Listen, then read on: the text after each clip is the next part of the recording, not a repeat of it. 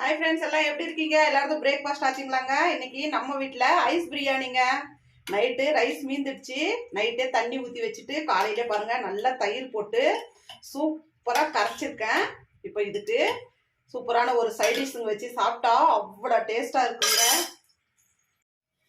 பாருங்க, ஆந்திரா ஸ்டைல் ஊறுகாய், அவக்காய் ஊறுகான்னுவாங்க. இது அது வச்சுக்கலாம் கொஞ்சம். அப்புறமா நிறைய தக்காளி போட்டு சென்னாக்குண்ணி கருவாடு போட்டு தொக்கு மாதிரி பண்ணியிருக்கேங்க. அது தொட்டுக்கிறதுக்கு வச்சுக்கலாம். இந்த பாருங்க, சின்ன வெங்காயம் உரித்து ரெண்டு ரெண்டாக கட் பண்ணி வச்சுருக்கேன். இதுவும் வச்சுக்கலாம். அப்புறம் நேற்று நைட்டு வச்சுது சிக்கன் கிரேவி இருக்குது, கொஞ்சம் சிக்கனும் இருக்குது, வச்சுக்கலாம்.